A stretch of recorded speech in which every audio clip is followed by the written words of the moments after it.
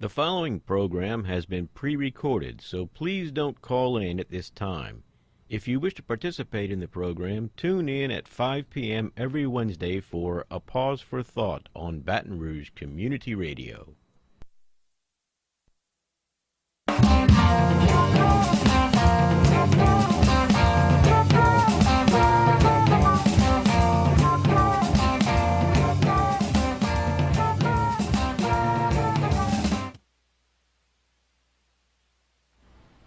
Good evening, fellow humans. This is Wayne Parker with A Pause for Thought here on Baton Rouge Community Radio, 96.9 FM here in Baton Rouge. And I've still got my training wheels on, apparently.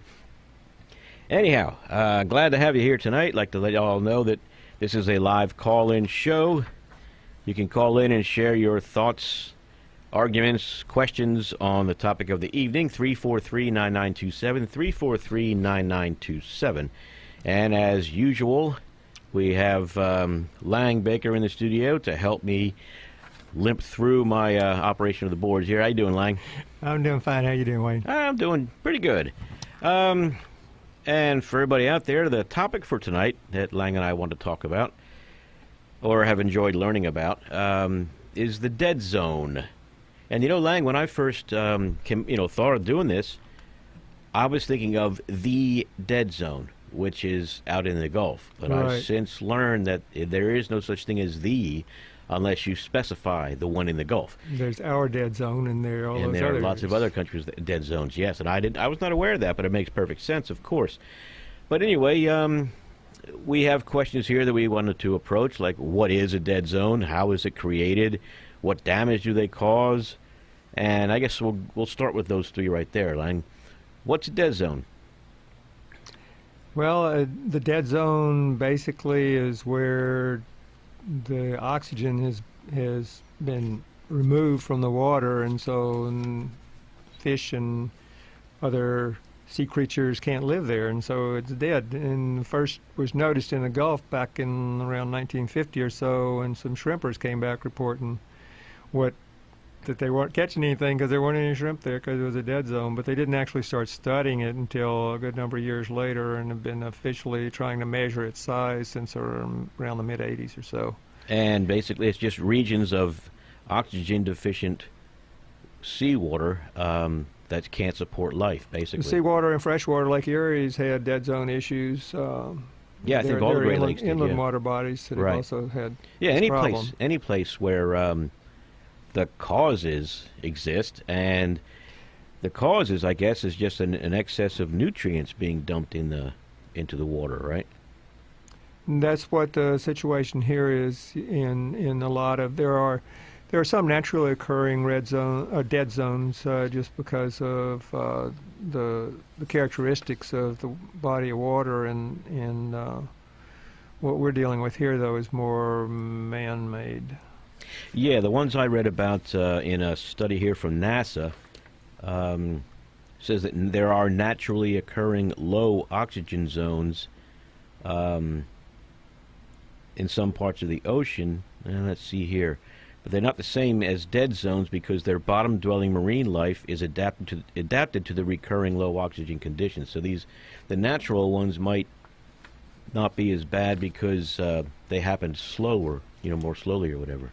Yeah, and some of them actually persist over time. They don't come and go the way our Gulf dead zone appears during the summer months and then Goes away. diminishes and goes. And pretty much. and the Gulf dead zone is cyclical because of basically the farming cycle in the country, right? That along with the rain cycle. Okay. Well, basically, it's the runoff of farm chemicals, fertilizers, coming down the Mississippi, along with. Basically, they say here, and in everything I've read, is that it's an excess of phosphorus and nitrogen from agricultural fertilizers and animal feces. Right, and those are the major contributors. From what I've read, there also are some others, like from water treatment plants. There are some urban sources of those same pollutants, the nitrogen and phosphorus. Yes, urban sources. In fact, this one study by NASA, it's from Earth Observatory 2010. They show a map here, and it shows supposedly 415 dead zones around the world. And they state here that the dead zones occur downstream of major populations. And they say it's because of the excrement, human excrement, our other organic waste that we throw out, and of course farm chemicals and animal waste and all that. So and it's waste for us, and yet part of the process that makes it a dead zone is that it's not waste for the algae. That these are nutrients for the algae, and you get an algae bloom where there's a great growth of the algae, and then they overshoot their carrying capacity of their nutrients and they die, and that's when the oxygen is depleted out of the water. Yeah, I guess we didn't make that clear ahead of time, but yeah, all these nutrients coming down and washing into the Gulf or any other place where there is this same phenomenon provides an excess of nutrients that allows organisms to grow and thrive more than they would have otherwise, I guess. And this huge algal bloom that is created then dies, and the organisms sink down to the deeper levels of the ocean or the Gulf. And as they decompose, they completely wipe out the oxygen. They consume all the oxygen. That kills off a lot of the fish. I mean, they've said here in some of these reports that it was massive fish kills and loss of sea life in there to the detriment of Louisiana, American fisheries or American fishermen. And the recent one set a record, didn't it? The recent dead zone? That was reported. The one this summer was close to 9,000 square miles, about the size of the state of New Jersey is how they reported it. They attribute it to the heavy rainfall back in May, and it's the rainfall in the rising river that brings these chemicals downstream. And so there's variation from year to year, depending on the weather, the river flow. The smallest reported since they started measuring, I think it was back in '88, is only 15 square miles, according to the report I read. And that was when there was severe drought, and the Mississippi River was at the lowest level it had been since back in 1933, according to river level measurements at Vicksburg, I think they said. Yeah, and I believe the Gulf Coast dead zone here in America is by far the largest dead zone that occurs around the world. And I think, like we talked about before going on the air, that's likely because there is such a huge area of farmland that drains into it in the United States. According to this one study I've got here, let's see, it was from the Montana State University. They state that watersheds within the Mississippi River Basin drain much of the United States, from Montana to Pennsylvania and extending southward along the Mississippi River. Most of the nitrogen input comes from major farming states in the Mississippi River Valley, including Minnesota, Iowa, Illinois, Wisconsin, Missouri, Tennessee, Arkansas, Mississippi, and Louisiana. And so that's a lot. That's a lot of farm fertilizer all washing down the Mississippi River and out its mouth into the Gulf, and hence a New Jersey-sized dead zone. And actually, as far as I know, it was bigger than that, but they didn't have time. I guess it began to recover before they could measure its entire size. Huh? Yeah, what I heard on the news was that they had an allotted time that they could go out there to try to measure it, and they ran out of time before they finished covering the whole area. Yeah, so it could have been actually, well, probably was larger than... There's a research center down in South Louisiana where they have their operations based from. They have a ship that goes out from there to take these measurements. Yeah, you said that they use deep water probes to detect the levels of oxygen down deep, I guess, where it has its biggest impact. Yeah, that's what I read. So We're talking about like 41% of the United States is drained through the Mississippi Basin. Yet the states don't all have equal contribution to the pollution coming down. One study that I read said that Iowa, the state of Iowa, comprises 5% of the watershed for the Mississippi, but contributed 25% of the nitrogen from agricultural operations. And I guess Iowa. because they're so dense up there, the agricultural and the livestock industries are so dense. I believe Hormel is based up in that part of the country too. They raise a lot of pigs, hogs, and right. There's that.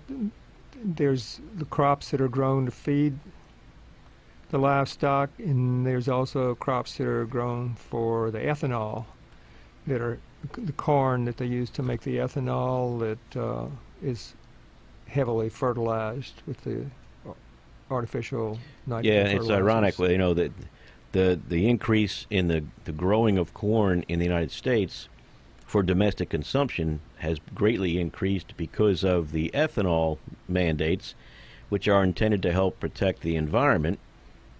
And at the same time, the increased fertilizer and growing and everything hurts the environment. Yeah, it's interesting getting into reading about this, that there are a number of different environmental factors interrelated here, because you've got the runoff from the agricultural operations that feed into the dead zone, but then you've also have from the nitrogen fertilizers that in the soil are processed not just by the plants but also by microbes that release nitrous oxide into the atmosphere, which is a greenhouse gas, and that's contributing to global warming. And then at the same time you've got global warming increasing the rainfall, washing more of it downstream. It's all a tangled web of interrelatedness. Yes. Nature tends to be.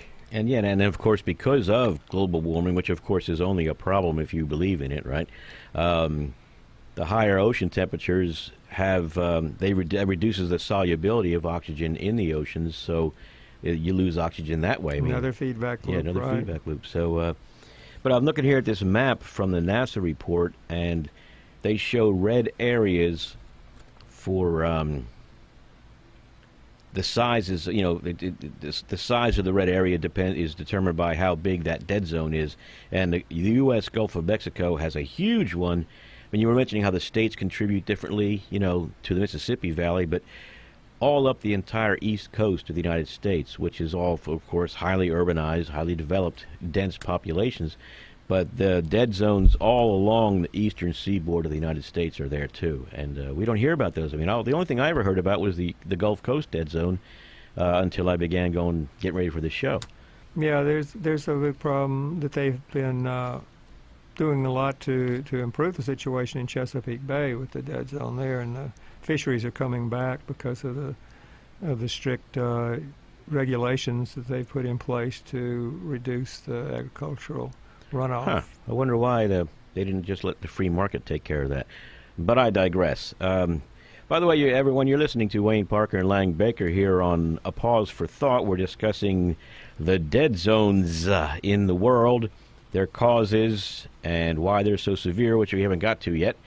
But you feel free to call in and share your thoughts or questions or your disagreements with us. 343-9927, 343-9927. Getting back just briefly, Lang, to Iowa, you're saying that they contribute 25% of the total number of pollutants. One study indicated that they're responsible for 25%. They're the source for 25% of the fertilizer and agricultural runoff that's responsible for the dead zone. Okay, and as I was telling you before we went on the air, years ago when I was a contract technical writer, I did some work at a power plant in Ames, Iowa, and had to travel up there 3 or 4 times, I guess. And every time I went up, I'd read the local paper with my breakfast or whatever, and it never failed. There was always at least one article in the paper about how every single body of water in the state of Iowa was contaminated with farm chemicals and animal excrement. And Yeah, I can remember reading reports that the drinking water wells in most of the state are unfit for human consumption because of the nitrates in the water, which is the one of the pollutants from the fertilizer. So, it had me wondering, and I've been wondering over the past few years, since I became aware of our dead zone in the Gulf. This isn't the result of our simply having to feed ourselves. These farms aren't just growing food and raising livestock to feed Americans. And I wonder if it was limited to that some way or somehow. It might greatly reduce the amount of pollutants we're putting in there. But the U.S. exports a tremendous amount of its agricultural produce. In fact, I've got a chart here from it's an economic report, Office of Regulatory Policy, Agricultural and Economic Policy Team, and it's titled U.S. Agriculture Exports, Recent Trends and Commodity Exposure to International Trade. But they have a chart here, U.S. agricultural exports, the percentage share of production from 2012 to 2014. And at the very top of the list is cotton. Over 75% of the cotton grown in the United States is exported. Next in line is walnuts, 69.8%, almonds, 67.4%, non-fat dry milk. I guess that comes from skinny cows, huh? 52%. Wheat is 46.9%. Soybeans, 46%. I mean, there's about 20 different agricultural and livestock products here that are all exported, and about half of them are 22% or more are exported. So that I used to believe that was one of the major causes of the dead zone, because they're producing all this stuff for the profit motive, so to speak. They're not just doing it to feed the country. They're trying to make a lot of money, which, I don't begrudge anybody that, but if they were to limit to just feeding us, the pollution would be a lot less, I would imagine. Plus, they could probably rotate crops and need less fertilizer, I would think. And a lot of the crops that are grown are for livestock feed. They're not for human consumption. Right, and so there's a great reduction in the number of mouths you can feed when you go through converting it from plant to animal. Yes. Also, but getting back to the profit motive, which is what I was thinking, it was the sole determinant. There are also farm subsidies that contribute to this, and cotton is subsidized. I don't know about walnuts and almonds, but wheat, soybeans, rice. I think pork is subsidized also, but these farms, as in most of these farms that are operating, are the big corporate, conglomerate farms, but they're getting subsidies to lower their export prices so they can sell their food in other countries and undercut the local farmers. And I remember last week when I mentioned something to you about that. I suggested, well, why don't we just limit our production to feeding Americans? And you mentioned about how many people would starve around the world if we didn't give them sell them our food. But the reason those countries in a lot of cases can't or aren't producing their own food is because we've put their farmers out of business with our subsidized exports. Right. I mean, we've put a serious hurting on Africa's farms with our cotton exports. But, generally we're the big rich country, and it's not just us, it's all the other OECD countries, Organization of Economic, I don't remember that, but it's the rich countries. They always say OECD, the rich countries, the club of the rich countries.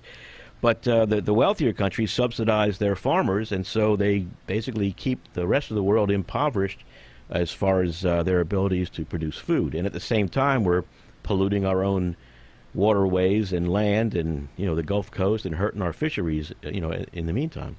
And then a lot of the subsidies are actually going to agribusiness. They're not going to your small farmer. So in a sense, it's corporate welfare you're talking about. Yeah, basically corporate welfare, but I don't want to get too far into the bleeding heart liberal weeds here. But I'm looking here for there's an article I have here that talks about, or a study that talks about the subsidies for cotton and how and this is just one example. It occurs with all of them, I believe, but the government subsidizes cotton so they can export it, which increases the supply of cotton worldwide, lowering its price, and so that requires more subsidies to help the farmers grow more cotton, which drives the price down further, and it's just a vicious cycle. And another thing I noticed, too, that they pointed out in one of these studies, in order to meet this demand for basically stockholder dividends, they have to keep increasing production. And so they've been converting a lot of wetlands to farmland. In fact, I think that's been going on in the Atchafalaya Basin, although nobody in Louisiana seems to want to pay attention to that. But these wetlands are actually a good filter for a lot of these farm chemicals. The plant life there will absorb these chemicals and keep them from running into the river and out to the Gulf. But they're actually filling in the wetlands, in areas in order to grow more and use more fertilizers. Yeah, one of the strategies advocated to reduce the runoff is to increase streamside grasslands. Streamside, yeah. Plant trees, right. Right. Yeah, I'm looking here at this is a little list from the EPA, ideas for reducing the nutrient pollution. Do you have anything like that? I noticed you were picking up your notes there, but ideas for mitigating the problems that cause the dead zone. Well, there's one accidental case study of reversing a dead zone, which was the Black Sea dead zone, which used to be the largest dead zone in the world, but it largely disappeared over a 10-year period after the collapse of the Soviet Union, and with it the collapse of central planning and the collapse of intensive nitrogen fertilizer-based agriculture. Huh. So it wasn't like they made a policy decision to reduce. It was just they couldn't afford it anymore. The Soviet anymore. Union collapsed, and so the system of agriculture collapsed, and now the Black Sea is pretty much recovered. That's encouraging. I wonder if the entire ecosystem is recovered, though, because there's one study I saw here. They went back and analyzed, I guess, soil samples or core samples or whatever from the last ice age, I believe it was. And they said that there was a point where it took 130 years for within 130 years, the oceans underwent devastating changes that led to complete collapse of invertebrates on the sea floor, and then it took 1,000 years for it to recover. So they mentioned that, out of concern for how long it will be before everything would return to normal if we could actually allow nature to recover itself. Yeah, it takes a while, depending on how much damage has been done. All right. Well, getting back to this EPA list of ideas for mitigating problems, like you mentioned, Lang, watershed efforts. The collaboration of a wide range of people and organizations across the entire watershed is vital to reducing nutrient pollution. Basically, just growing more grasses and everything else in the wetlands that border the bodies of water, so that more of the nutrients will be absorbed by plant life before they get into the water.